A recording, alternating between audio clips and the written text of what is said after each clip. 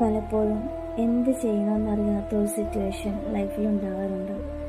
എന്ത് ചെയ്താൽ അത് ശരിയാകും, അല്ലെങ്കിൽ എന്ത് മറുപടി പറയണം, എങ്ങനെ പ്രതികരിക്കണം, ഇതൊന്നും അറിഞ്ഞുകൂടാതെ നമ്മൾ ശരിക്കും ബ്ലാങ്കായി പോകുന്ന ഒരു സമയമുണ്ട്.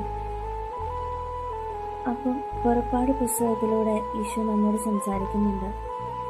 കർത്താവ് നിങ്ങൾക്ക് വേണ്ടി യുദ്ധം ചെയ്തുകൊള്ളും, നിങ്ങൾ ശാന്തരായിരുന്നാൽ മാത്രം മതി. അതെ, ഇത്തരം സാഹചര്യങ്ങളൊക്കെ നമുക്ക് ഈശോയ്ക്ക് വിട്ടുകൊടുക്കാം.